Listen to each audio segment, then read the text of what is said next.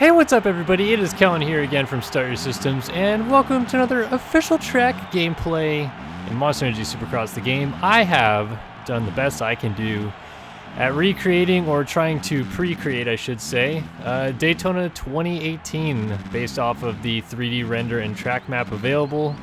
Yeah, pretty unique layout this week / this year. Pretty straightforward, back and forth, long straightaways, going to be some long sections. It's obviously going to get a lot more rutted. In Monster Energy Supercross the game, you could not put sand down, or else there'd be a sand section where these little rollers are right there. And then obviously you can't go underground, so the little like gator pit holes that are normally made at Daytona, I was not able to create either. But I tried to do the best I can with like using taller singles like right here to make really like tough and challenging rhythm sections. There's 2 wall jumps. This is one of them. You saw one on the other side of the track. And then yeah, this would be coming down right next to the raceway, would be on the left side, and then going back towards pit lane would be on the other side of the track, more to my left. So I did the best I can. I know it's not perfect. I'm not claiming to say that it is the most perfect Daytona, but it is a Daytona that I wanted to try to make for this video so that I could talk about some real life moto with y'all, and we could talk about this race coming up perhaps a little bit as well. So let's dive on in, shall we? I'm going to be recapping the Atlanta Supercross from this past weekend for most of this video, so bucker down, because if you haven't watched the race yet, you're about to get some serious spoiler alert. But yeah, Atlanta was interesting. Obviously we did a pre-stream to it because it was like tape delayed on TV for 3 hours from when the live event started because of UFC. So we didn't get to see it until a little bit later. But I thought the racing was pretty good. It was really awesome to see Justin Brayton get that like first unofficial main event win of his career. It's not going to go in the record books as a main event win because it was just one of those one of the 3 main events that you can win, and the whole event counts as one main event win. But it's still a good job for Brayton. Like, I was excited to see him get out there and do well. Osborne won the first 251. And then the big drama of the weekend, so I'll spend probably too much time in this video talking about this, but I just feel like I have to talk about it. It was the Osborne-Forkner drama in the second race. So to kind of preface this a little bit, the drama between them didn't just start this weekend. If you go all the way back to the first round of the year at Arlington, Osborne while Forkner were in somewhere just inside of the top 10 on the first lap of the main event in Arlington, Osborne kind of unintentionally, from what I can see of it. I mean, we didn't have like the best angle of it, but the video I saw, it looked pretty unintentional. Like, got into Forkner and put Forkner down on the first lap of the race, like they're mid-pack, and it just seemed like more or less kind of mid-pack shenanigans. But Forkner was understandably pretty riled up about it. I mean, he got taken down off basically the start of his season, and it cost him a lot of points because he had to fight all the way back. I think he got to, I want to say 6th by the end of that race, but I could be wrong. And Osborne obviously won. So that's kind of where all this drama started. And then last week in Tampa, or now almost 2 weeks ago, you could see Forkner pretty aggressively passed Osborne when he was going to the front. So I think Forkner means business. Like, he doesn't mess around with Zach, and clearly Zach doesn't mess around with him. But in Atlanta, they're racing each other for the win in the second main event. Osborne catches Forkner from a little ways back, and you'd think, oh, here comes the battle. Like, Osborne's squaring him up a few times, Forkner's responding, and then they go through that first rhythm section, which, if you remember, it was like a double in, triple, and then double to the outside of the corner. But because Osborne came down the inside before it, it kind of threw their rhythm off, so they both rolled into the section, which then meant they went 2-3-1. And Osborne was on the left side of the track. They were almost side by side. I mean, it was pretty close to side by side. If, anything, Forkner had a slight nose, but it was pretty close to side by side.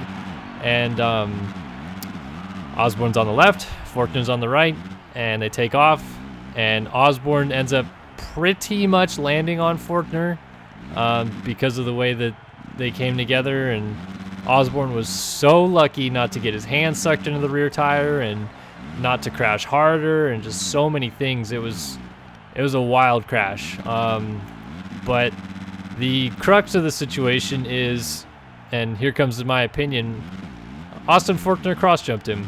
Maybe he didn't intentionally do it.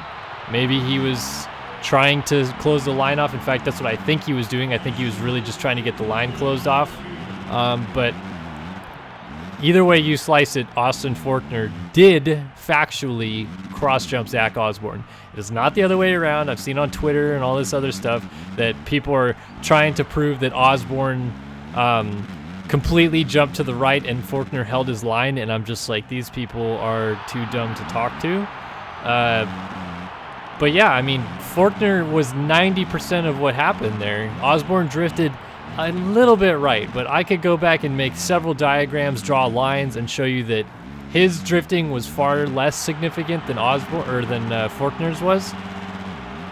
And so Faulkner cross-jumped him. I don't think it was intentional. I'm not calling to put him on the stake. I'm not even saying he should be penalized for it or anything like that, but it is his fault, and he needs to take responsibility for it, which he has not, and probably won't, because it just seems to be kind of his style, to be honest with you. But yeah, like that could have been, not only could it have been, really bad for Osborne, it could have been really bad for Faulkner. Like, that's a dangerous move to try to pull off, battling for the lead or not, because they both could have ended up down really hard. Like we've seen before, where someone getting clipped from behind in a scenario where lines are coming across ended up with someone else who was at the front going down harder. It comes to mind to me, Chad Reed and James Stewart, Anaheim 2009. Going into the whoops, James Stewart had like a little problem. I think he hit false neutral, and Reed, coming across the track to try to set him up for the next corner, ran into the back of him, and Reed flipped off the track, but Stewart caved his face into the whoops and ended up knocked out and DNF'd the race. Like, that just as easily could have happened to Faulkner there. So I'm not on board the whole Faulkner did it completely on purpose, train, but I do think that it was his fault. Like, he has to kind of own up to that at some point, in my opinion, but he's not gonna. And obviously people have skewed views, because I've seen the whole gamut from Faulkner's the dirtiest rider in the book, he should be put on the stake, he should be disqualified from that race, etc., to Faulkner did absolutely nothing wrong, Osborne just jumped onto the back of him. Like, I'm not on like the deep end of either trench there, but I do sway a little bit more towards the Faulkner's fault scenario there. So don't think it was intentional. I think it was a miscalculation. I think he got a tiny bit off balance in the ruts, but I think that he's a good enough rider that shouldn't have thrown him off that bad. I think he was going to come over just a little bit in the air, squeeze Osborne into the corner so Osborne couldn't light him up in the corner, which is probably what was going to happen, to be fair, given their history. And it went bad, and that's not neither here nor there, but Osborne was obviously pretty pissed. There was a lot of him cursing on live TV, and that had to get bleeped out, and he's kind of like backtracked away from it. Like, he's been pretty tongue-tied about the whole situation. Like, you can tell that he's mad at Faulkner, but he's also not saying a whole lot about it either. I think he's going to take it out on the track. One of the most asinine things I've seen this week come from all this, though, and I posted on Twitter about this because I was like, I can't believe people are this dumb, but somebody said that Zach Osborne deserved to be cross-jumped in the middle of a rhythm section because he's had one coming since he took out Savatgy for the title in Vegas. I'm just like, what? Like, taking out someone in a bowl corner for the championship of a series is a whole hell of a lot different than getting cross-jumped in the middle of a second main event of a Triple Crown event. It wasn't like, yeah, they're battling for the lead, but it wasn't like they're battling for the championship right there. And even if they were, I still think cross-jumping is far worse than taking somebody out in a bowl corner. I have several opinions on what a good or bad block pass is, and I'm not saying that Osborne's was the cleanest in Vegas, but it's not cross-jumping. So whoever made that remark, that was about the stupidest thing I've seen all year, and they need to definitely firmly rethink that logic there. But obviously, I'd also love to hear your guys' opinions. I'm not saying you're 100% wrong if you think that, you know, they were both at fault and it's a racing incident, and I'm not saying you're 100% wrong if Osborne drifted and all this stuff. Like, you have your own opinion, that's fine. I'm just telling you how I saw it and how I feel like it is. I know not everybody agrees with me, clearly, because there's people out there that think that Osborne should have had one coming since Vegas, but I'm not going to, you know, say that you're a complete idiot for thinking that it's not all Forkner's fault. I don't even think it's all Forkner's fault. I think it was 90-10 Forkner, but I do think that he still kind of reaps a heaping amount of the blame there, and yeah, so that's my thoughts on that. Either way, it ended up with Forkner. He had damaged his rear brake before that. I've seen some people trying to justify his action because he had a broken rear brake. You don't cross jump because you have a broken rear brake. You can't brake tap because you have a broken rear brake, but he didn't need to do that because he hit the jump fine. He just was going left. So no justification there. He broke it well before that whole scenario anyway when he clipped it on a tough block. So yeah, that's that whole situation. He got caught and passed by, was it Marty before the end of that one? So Forkner ended up not even winning a main event on the night, but he won the overall. So he closed the points down on Osborne a little bit. I think he's 2 back now. And really, there's still like 4 or 5 guys within, I think it's 18 points. There's 4 or 5 guys within that range. Big blow to the series was losing Dylan Ferrandis when he clipped the tough blocks on the face of the Supercross triple and landed feet first on the front side of the third jump, which is basically going about 70 feet without a motorcycle and coming to a complete stop. So that was absolutely brutal, really tough to watch, and unfortunate for him. It sounds like it wasn't his legs that were injured. He actually broke his arm in the crash, some teeth broken out, and he went back to France. I haven't heard anything official, but they were thinking a potential jaw fracture.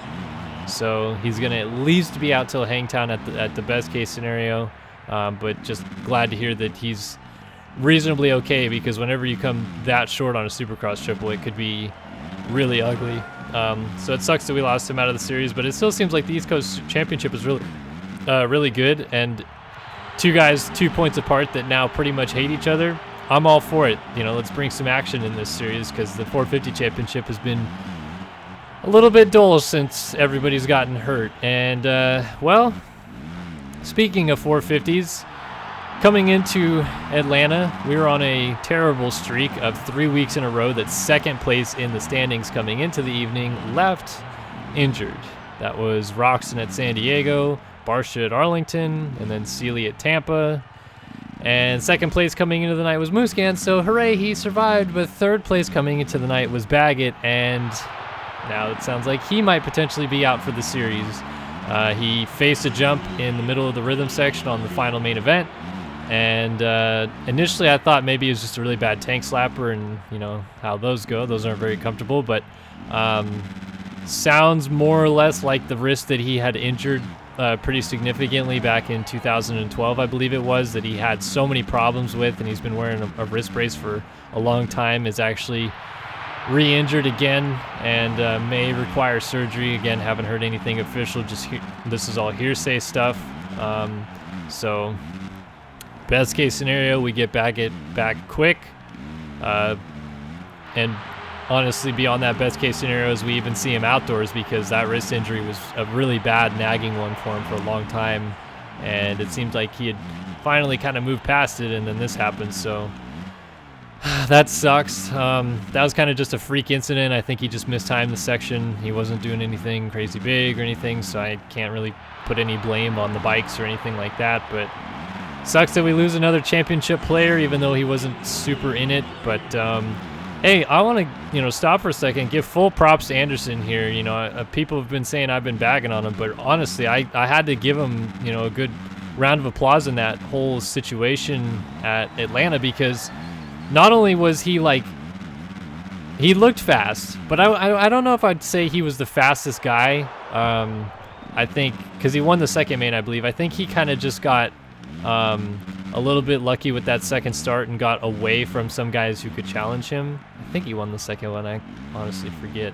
But I really like to see that he's kind of, learned, I feel like, from past mistakes. One thing that Anderson used to do a lot was kind of ride over his head when he didn't need to. And this year it seems like he's been able to tone that down a little bit. Namely, he knew he had the overall pretty well locked up in the third race and definitely toned it down to try to win that, which from a fan's perspective is very boring, but it is what a champion has to do sometimes. Like, he did not need to win that final race to get the max 26 points. And so why would you go out there and risk trying to win another main event when you don't need it? So I think he's learned. I'm happy to see that because I think he's matured and is pretty well ready to win this championship at this point. And I got to give him props. He rode really well in Atlanta. Like I said, I don't think he was necessarily the fastest guy all night long, but he was the smartest guy. He got good starts. He made good work of passes that he needed to make. He's been making some aggressive passes, but he's not put anybody on the ground in a little bit, so he's doing okay there. And I'm happy to see that, like I said, it looks like he's learned, and I really think that this championship is so far his to lose that if he ends up getting hurt, then we ought to just restart the series, because if Anderson gets hurt, then who's going to win? Muscan is second in points, but he's 43 back now, I think. It's insane. So, yeah, pretty interesting night of racing in Atlanta, though. I'm very excited for Daytona because that's going to be a big curveball. Sucks that we lost Baggett, because I think Baggett probably could have won Daytona this year. He looked really good coming into this particular week until Atlanta happened, and he's been good at Daytona before. Got his first 450 Supercross podium. The only challenge I think he might have had was Tomac, but Tomac is hit or miss these days. He didn't seem like he really had it at Atlanta that much. So, yeah, that's Atlanta review in a nutshell. Playing a little bit of Daytona, getting psyched for this weekend. I really hope you guys enjoyed this content. Please be sure to try out this track. It's on the PC. I know it's a little bit more difficult to find these tracks because they list them under all tracks and you have to go searching, but so far 70% of my tracks that I've released have SYS underscore at the beginning of them, and this is another one of the same. SYS underscore Daytona 2018 is the track name, and you too can try it out. Not the perfect Daytona, like I said, but it's something. You get to at least see the layout of the track a little bit and some of the jumps that are on it this weekend. But that's going to do it. I'm done talking, and I hope you guys enjoyed watching. So for Kellen here on Set Your Systems, I'll see you guys in the next one. So long for now.